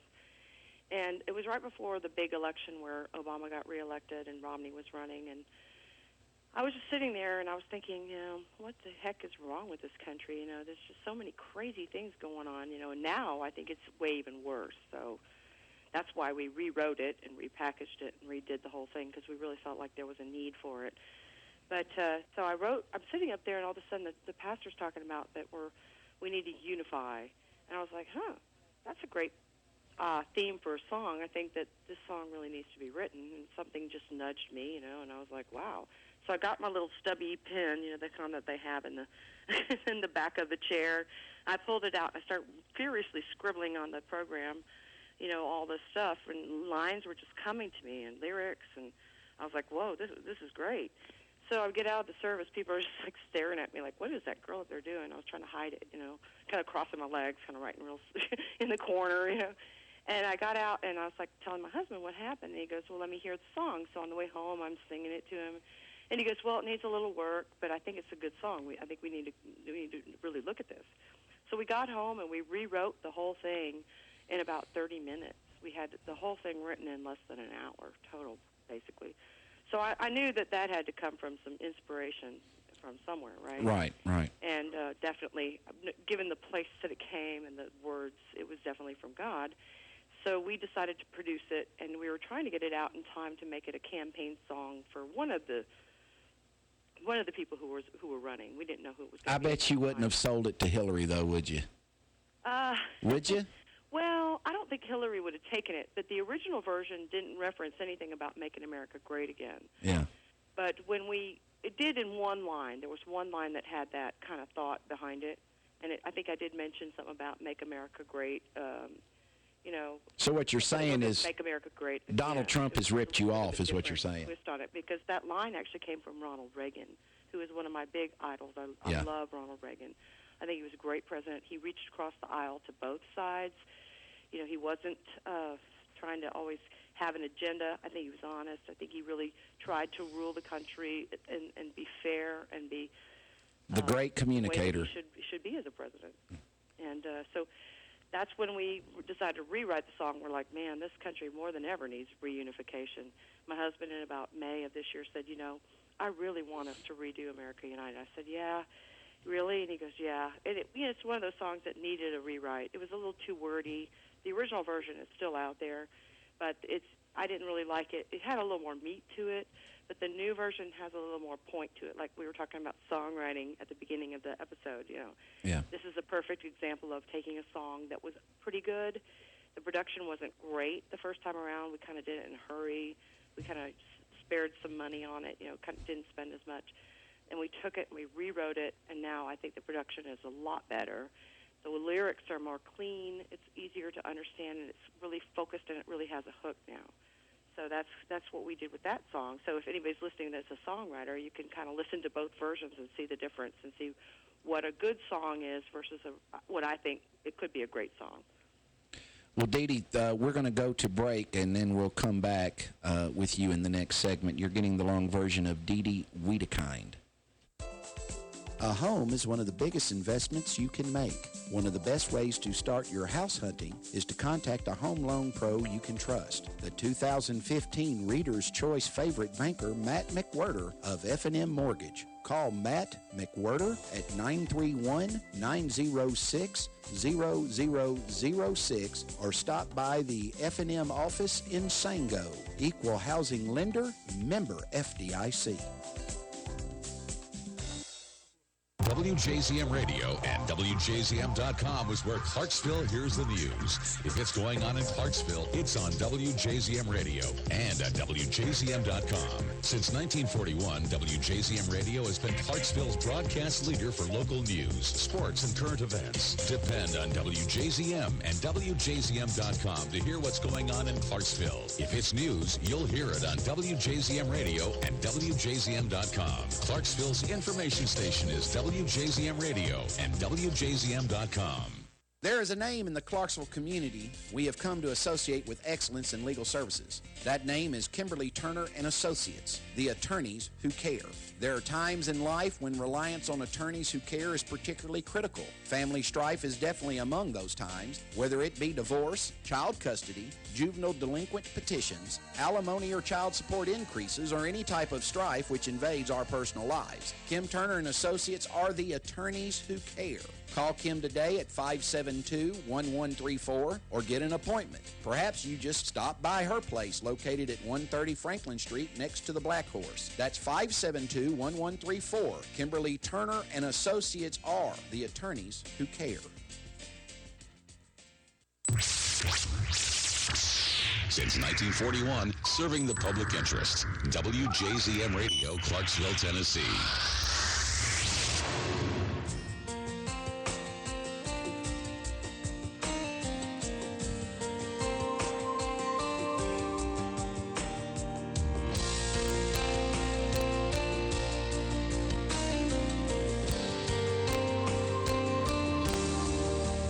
Like the moon pulls the waves to the shore, you drew me in like never before. The sun on your skin, boy, you look so fine. The stars lit the way to your heart, shining on you like a fine work of art. That smile on your face made me wish you were mine. Blame it on love. And that is Dede Wedekind with Blame It on Summertime. And that is a beautiful song. And It's from album number 2, Love and Fairy Tales. yes, which has a very fetching rendering of you on the cover. Thank you. I don't. At What least are I have my clothes on. though. your clothes are on. You're taking a seductive bite of an apple. It would appear. Adam and Eve. It's supposed to be Snow White. The whole thing is fairy tale. Yeah. But everybody goes, "Oh, look, you're Eve in the Garden of Eden." And Yeah. You kind of got the come hither look. It's so funny because Larry, my husband, he's great. I love him so much. But he's so funny about me and my photos on my covers. And he said, "I really don't think you should use that photo." And I was like, "Why?" And he goes, it's too sexy." I was like, "Really? I mean, I'm wearing like this dress. I'm just like laying there. It's not a big deal. You know, you should see what other people wear." It's kind of sexy there, but let me tell you this, Dede. Let me tell you, because I'm married to a really good-looking woman too. I'm married to the best-looking English teacher ever. I mean, I know but Pretty impressive. and tell Larry this, okay? You married a good-looking woman. I mean, men are going to look at her. You're just going to have to live with it. If you Deal don't with it, like yeah. that, you should have married an ugly girl. And you didn't, so that's just the way it is. I mean, it's all. Choice, you know. You can Yeah, marry somebody we ugly all and make let somebody choices in ugly on life. album Yeah, covers. we all make choices in life. I mean, this is a cross he has to bear, is that men are going to kind of glare at his wife. I mean, it's So funny because I got a call about 2 years ago from this guy in Houston, and he runs these pageants. I guess it's like a teen, Miss America teen. He tried to get you in it, America, didn't he? But it's like for the teenagers. And he calls me, and he's like sending me emails, and I'm like, what? Does he want me to judge a pageant? You know, that would be kind of cool. You know, I'd have fun with that. I'd love to meet the girls and see what they have to offer, and just, you know, get to have fun with them and get to know them. And he's like, I want you to be in my pageant. I said, oh, okay, yeah, I can come and judge, not a problem. What are the dates? And he's like, no, I want you to be in my pageant. I was like, excuse me, but It's been a long time since I've been a teenager. I told you you look young.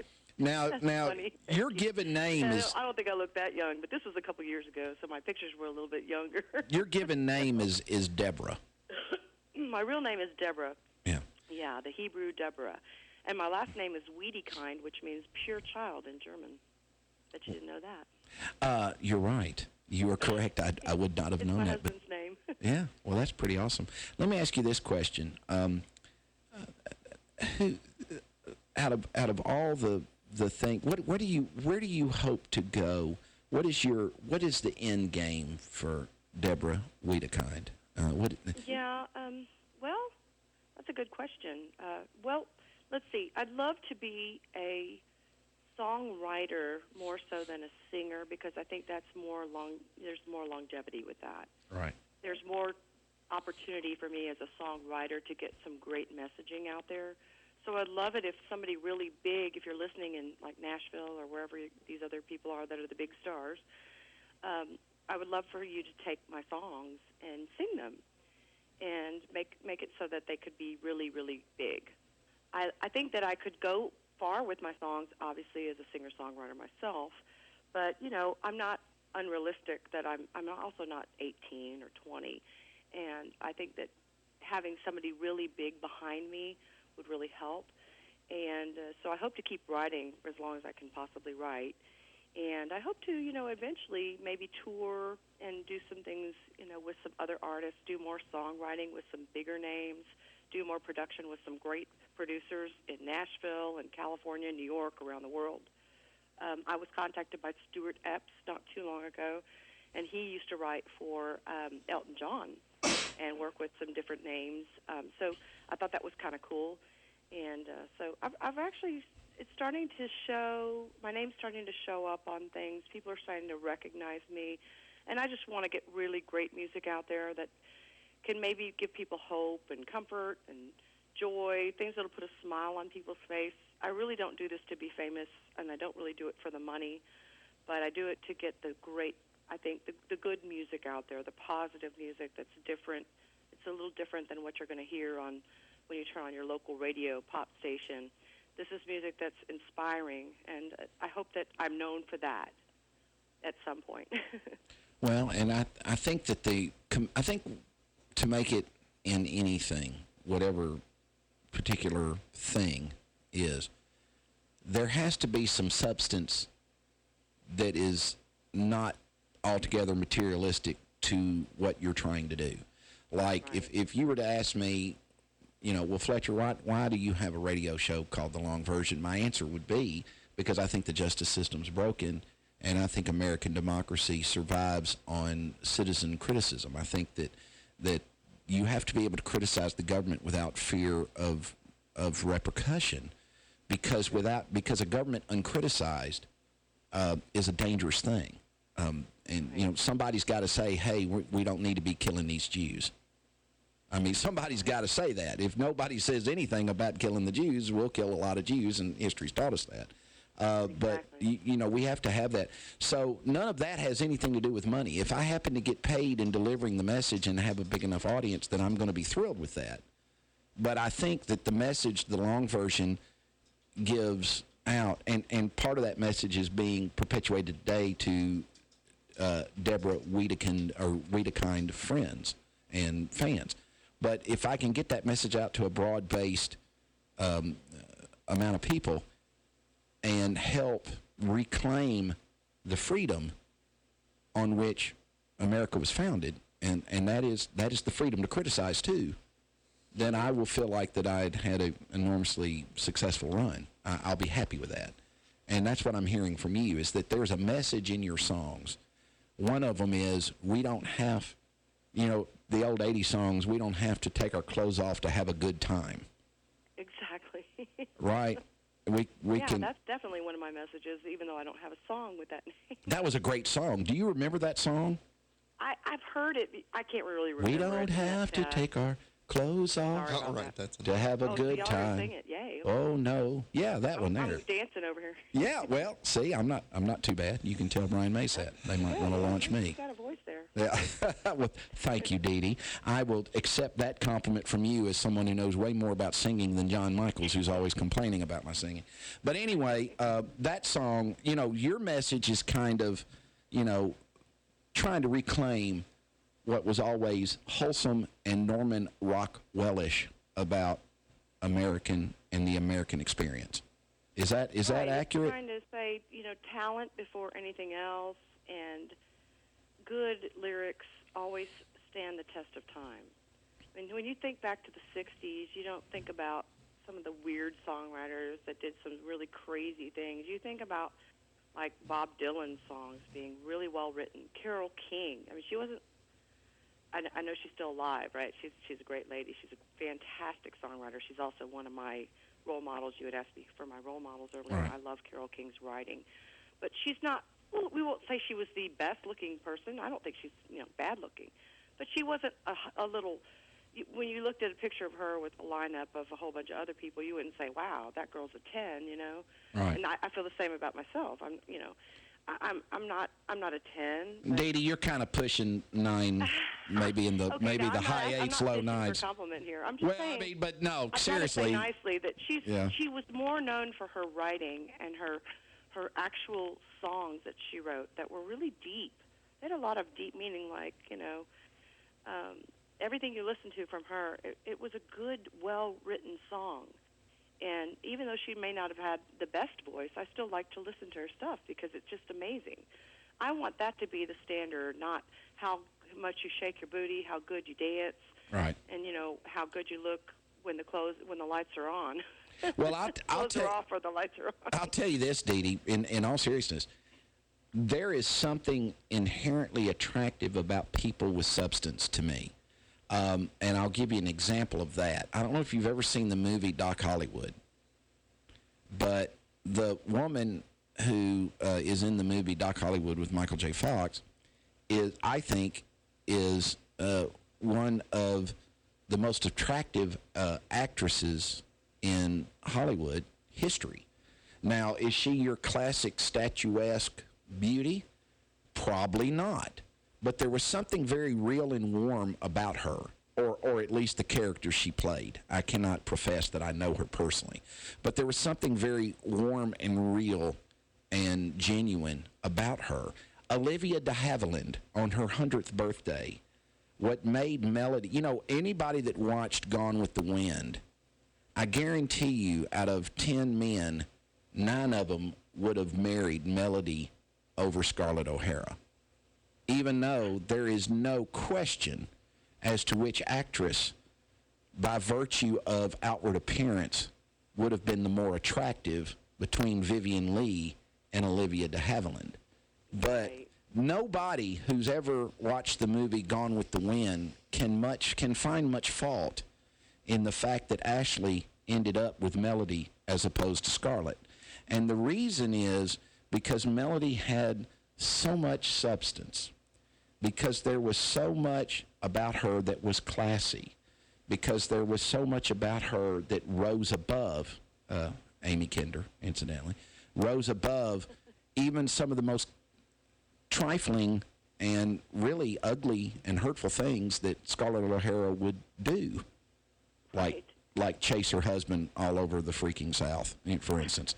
But, you We'll know, never forget, oh, Ashley. yeah, you remember when Rhett Butler dressed her up like a complete and total woman of the evening and made her go to the party at Melody's at home. And Melody looks at her and says, well, Scarlett, you look absolutely radiant, or something along those lines. She's always polite. Yeah, she was polite. I mean, she said something nice about her when Scarlett, you know, we've all walked into a room, me especially, where you are absolutely the focus of negative attention in the room. If you ever want to know unpopularity, walk into a courtroom representing someone that is accused of being a serial rapist, like I did 4 times. I promise you, people have a hard time distinguishing between the client and the attorney. And you become that person. So I walked into a lot of rooms in my career where I was the focal point. I'm much more popular in radio. I like this second profession much better. But I walked into a lot of rooms where I was Scarlett O'Hara dressed up as a lady of the evening who's been chasing this woman's husband all over the South. Where I'm getting that vibe, that like I was a cobra and I had just slithered under the crack of the door. And so I'm familiar. I guess that's why the movie resonates with me. And I know a lot of young people are going, what are y'all talking about? You resonate with Scarlett's character. I resonate. She was beautiful, but everybody hated her. Yes, I can resonate with that. I understand it. But because I can understand and comprehend Scarlett O'Hara's character, that is the same reason that I can appreciate the enormous depth and kindness that was Melody.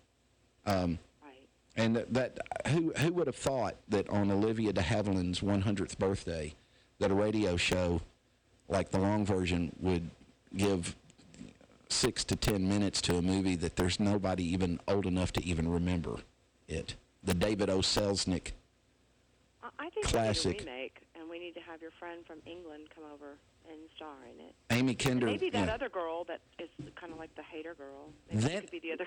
Then could be Scarlett O'Hara. One of them could take the other one's husband and there you go. And revel in it. Do it. Let's and make revel. It happen. Let's make that happen. You know, I know some people, you know, in Hollywood. I might be able to make. Yes, cast those two. I'm not going to say who should play what role. You know, natural sparks would fly. And you can do the no music. Oatmeal eating required. And you can compose the entire soundtrack. Exactly. I'll write all the music. We could put Just Desserts in there. You know. Yes, and that. She always speaks her mind. Too bad there's not much mind to speak of. Yeah, and I'm going to play one of the Tarleton twins. There you go. I can handle that many lines. I'll be the one, oh, Miss Scarlett, would you like another cream puff or whatever You they could would be do? the lady who says, I don't know nothing about birth and no babies. Yeah, she's a classic. What was her name, John Michaels? The woman that played Mammy. I can't think right off. She is in circles among actors, minority actors. She is held up in the highest regard and esteem, particularly for that role. Were you aware of that, Dede? I wrote a song about her called My Unsung Hero. Did you really? Was that about? Well, I wrote a song called My Unsung Hero. Yeah, that wasn't really particularly about her. Yeah, but it could have been. Hey, it could have been. If that's your unsung hero, then that would be it. I don't think she got enough attention. You know, she should have won an Oscar. Well, at the time that movie came out, they didn't give Oscars to black people. Oh, okay. That's sad. And well, it is, and that's another one of those historical facts that we tend to want to whitewash. Pardon the pun. Right.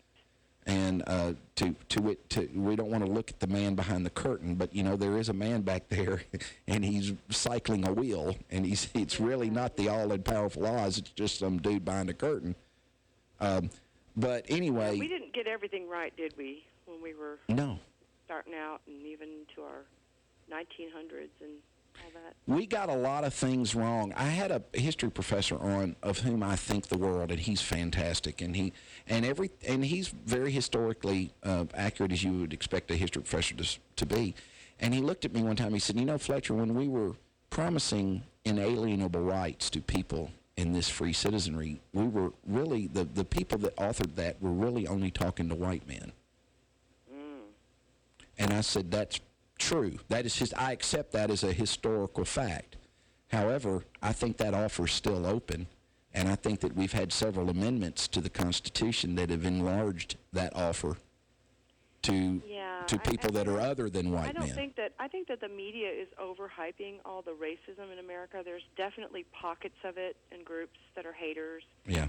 But I don't think that mainstream Americans really, that race matters anymore. I think it's really up to the person and the individual and what they do with their life. And people will look up to people who work hard. They'll look up to people who get educations that, make something of themselves. It's all about doing what your God-given talent is and your gift and pursuing it. You know, it's the American dream, as I've talked about before. I don't think that we have all this rampant racism. I don't think Hillary's a racist. I don't think Donald Trump's a racist. I don't think the only people that are racist overall in this country are the media. They're just pushing all this hype and this, like, so-and-so did this, it's a racist. You know, it's almost like a buzzword to just throw at people that you don't like. or a bigot. You're a bigot or a racist. I don't really even know what a bigot is. But if I was called that, I guess I would just kind of go, well, I'm sorry, I don't think I am, but, hey, it's really just one of those things that you point. If you're sitting there name-calling at people, it's so like junior high. Yeah, and that's part of what's caused the divide in this country that resulted. That's why we're divided. That's why we wrote the song "America United." All right, we're gonna divide us. We're gonna play that song. Government don't divide us. People that are leaders don't divide us anymore. Quit name-calling and finger-pointing, and media stop dividing us, because that's really who's dividing this country. They're just perpetrating. They're paying protesters to go places like. We got to go to break, Dede, and but when you come back, we're going to hear the song "America United." You're getting the long version of Dede Wedekind. WJZM Radio, Clarksville, Tennessee. Many people simply believe they will never get in trouble with the law or need a lawyer, whether it's the sobering event beginning with blue lights in the rear view and ending with an arrest for DUI, being charged with a crime, or some unfortunate episode has occurred. The law office of Lynn Morton realizes you may not have planned on needing an attorney. Going to court without a professional qualified lawyer will result in disastrous consequences or an outcome in your case that causes havoc in your life for years. You need representation by a lawyer who not only has specialized knowledge, but who truly understands the anxiety, confusion, and devastation faced by someone facing criminal accusations or dealing with an array of other legal problems. Having an experienced, committed advocate like Lynn Morton on your side can make all the difference in your case. With support and guidance, you will have the ability to face your legal situation with confidence that can only come from knowing your case is in capable, dependable hands. Lynn Morton is dedicated to safeguarding her clients' rights and providing them with the attention and consideration their case and future deserve. For these most bitter moments, Lynn Morton can step forward to lend a helping hand and guide you through every aspect. Call Lynn Morton in your most trying time of need, 931-906-0000.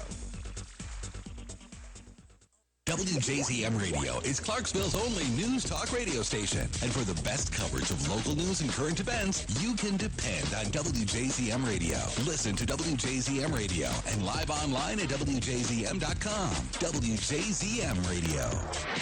Keller Williams affiliate broker Jackie Harker knows a family's most valuable asset, whether buying or selling, is the home. Jackie Harker with Keller Williams Realty in Clarksville, Tennessee would tell you her most important investment is in you. Whether buying or selling a mansion or a starter, the smart money is placed with Harker. Keller Williams' Jackie Harker will work tirelessly to make sure your buying or selling experience will be pleasant and your expectations will be exceeded. Call Keller Williams' Jackie Harker at 931-801-3946 today for all your home buying or selling needs. That's 931-801-3946. And remember, whether buying or selling a mansion or a starter, the smart money is placed with Harker. 931-801-3946. Jackie Harker. Call her today.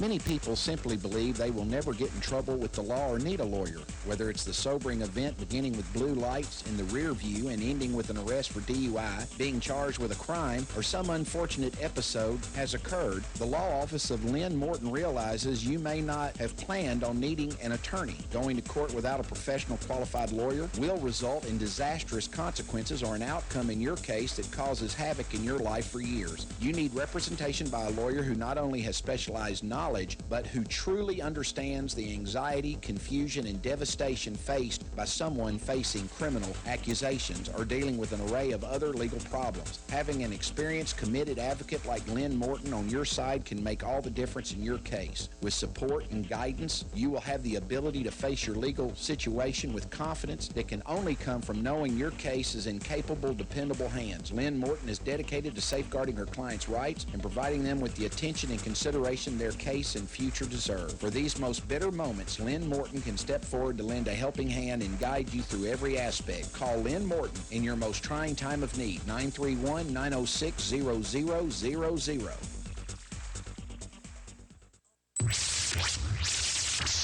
Since 1941, serving the public interest. WJZM Radio, Clarksville, Tennessee.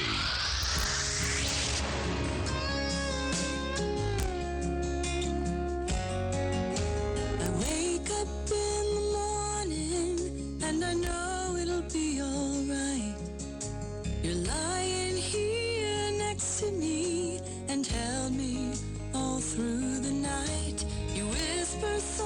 to me as I open up my eyes. You know you're my everything, brighter than the morning light. You're the one I always wanted, my lover and my best friend.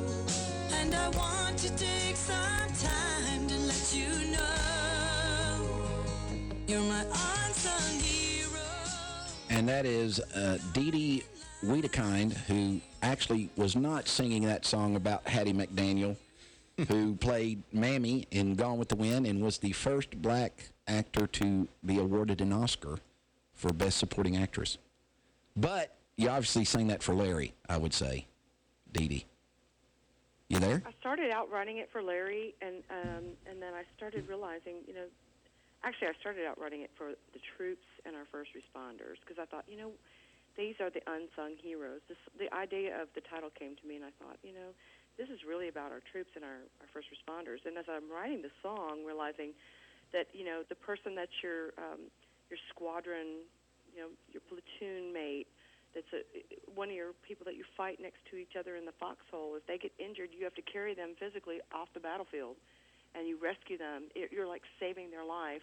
And I thought, this is what my husband does for me, like almost on a weekly basis. Right. He's just been there for me, and he's been great. And so it's kind of turned into more of a love song, but it's still for the troops as well. It's also about the wife that's at home waiting and every day for the husband to come home.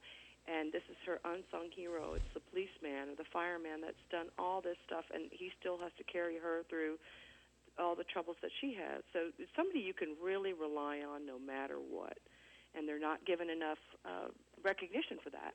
So I think it's a perfect song for the troops, for our first responders, and also for all those out there that are really there for people, So that's kind of what the song was about.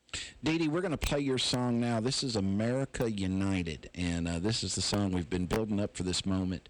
And I hope that this has an impact, a wide-ranging and reaching impact. This is Dede Wedekind and America United.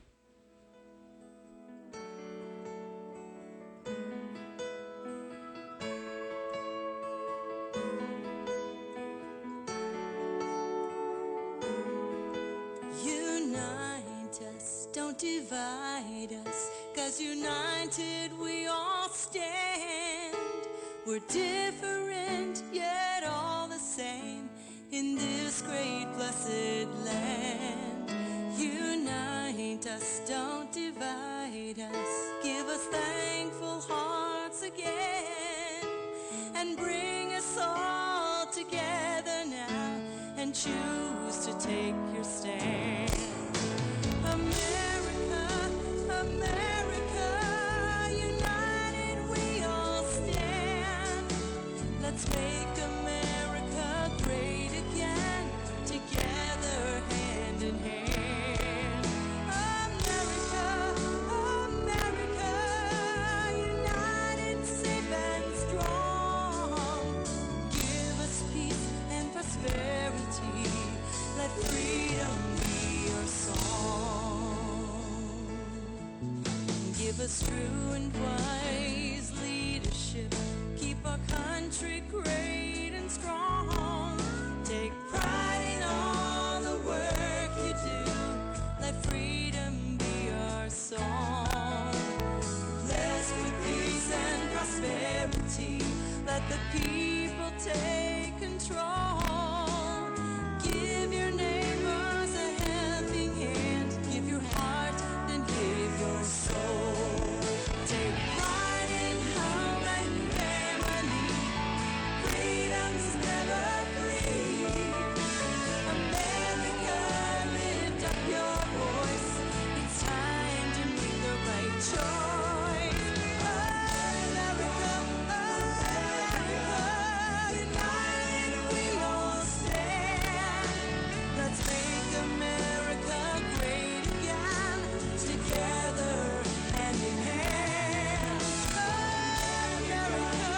America, united, safe and strong. Give us peace and prosperity.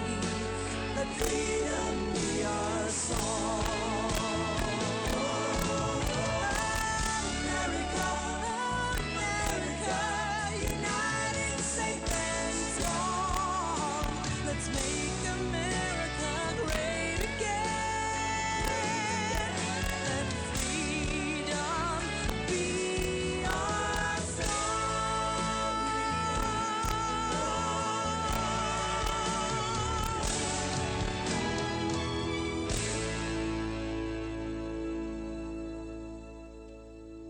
Dede, that is fantastic. I cannot believe the Trump campaign wouldn't have grabbed that right up.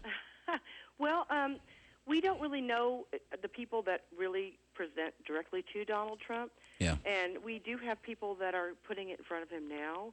So we'll see if he's interested. I mean, it's there for the taking, and it's funny because every time he has a rally or he has a debate, it's interesting to hear the music that he's playing. It's like you can't always get what you want. I mean, really? It's so inappropriate. I'm like, it's a great song, but really, that's a British band, and they're really, that message, is that the message you really want to be sending to your people? Yeah, because America was precipice upon the theory that you can get anything you want if your industry or efforts. He needs to be playing something really inspiring, something that will get his people, and not just his supporters, but everybody to stand together.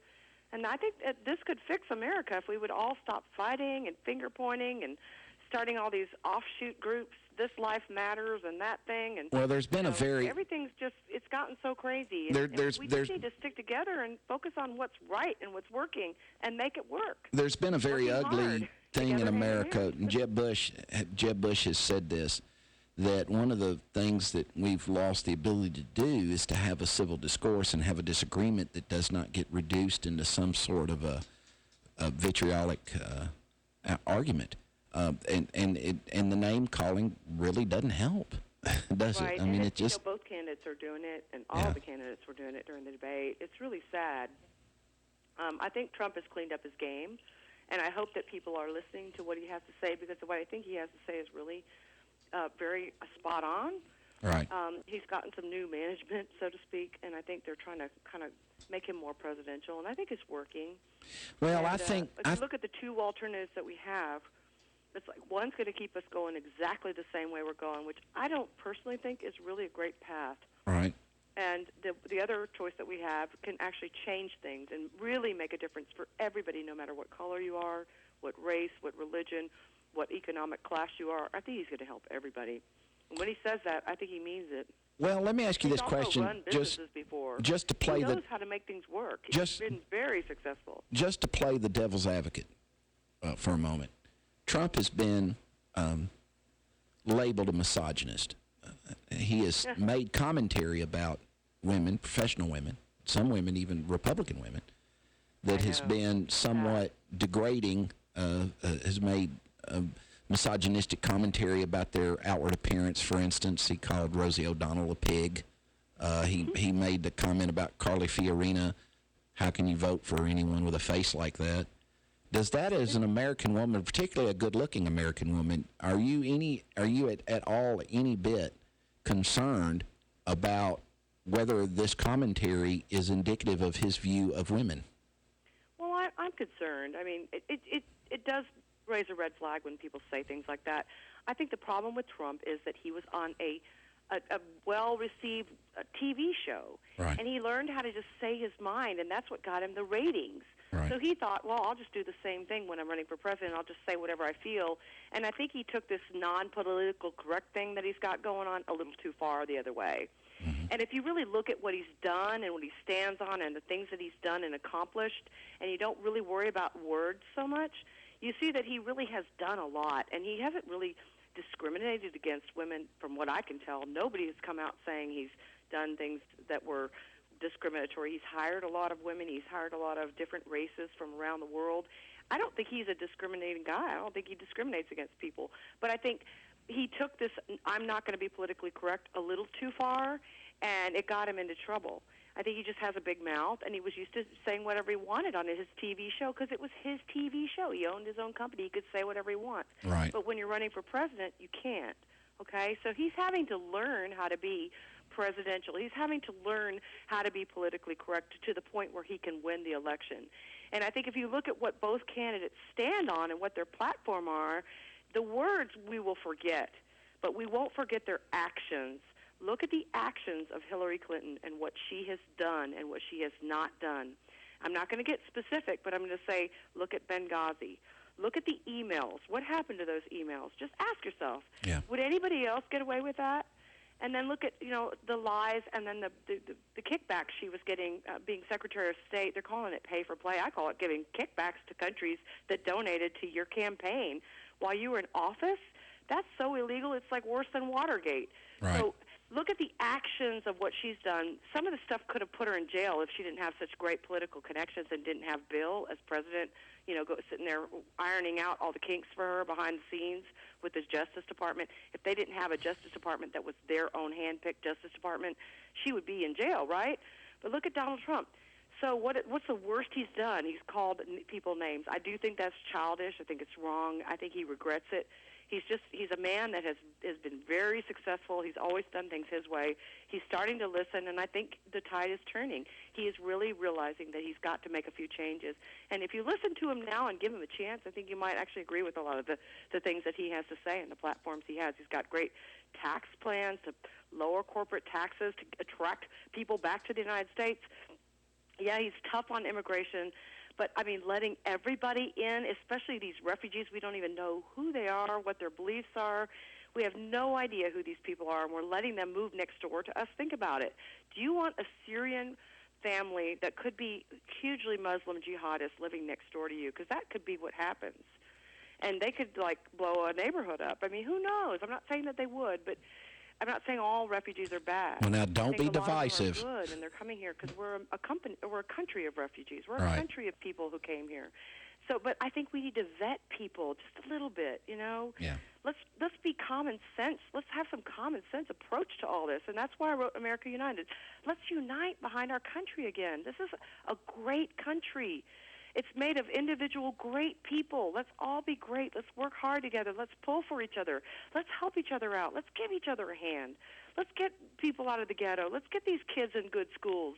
Let's stop this propagation of keeping the races and the gaps between the genders and the gaps between who has money and who doesn't, and people living in the inner cities. They need a hand to get out of there. And let's give it to them. Let's give people their pride back. Let's make everybody work hard again. Let's try to motivate people instead of rescue people and keep giving them things to perpetrate their poverty. I think that's what the song's about. It's make America great. Let's make our country the way it's supposed to be. It's not real hard. It's just a matter of getting the right leaders that are true and wise. There's that line in there. A true and wise leader. Look at Ronald Reagan. Did he lie his butt off? Did he hide emails? Did he... Dede, I'm going to tell you, I don't know that I've ever heard. U.S. company. I don't know that I've ever heard any of these concepts No, he was even running the country for better America. stated. I think that you're very passionate. I think your song is fantastic. I think your work is fantastic. And thank you so much for joining us on the long version today. Thank you so much, Fletcher. I really appreciate it. And God bless you and all your fans. And please check me out at DedeWedekind.com. We'll do it. DedeWedekind. All right. Thank you, Dede Wedekind. It was absolutely a pleasure. For John Michaels, Fletcher Long, and all of us here at the Long Version, we're out.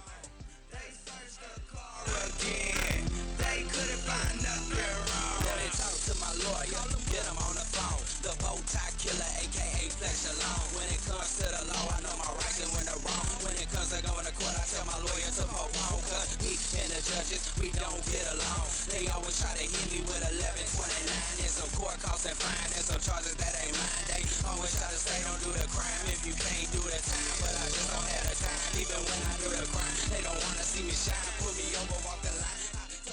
There is a name in the Clarksville community we have come to associate with excellence in legal services. That name is Kimberly Turner and Associates, the attorneys who care. There are times in life when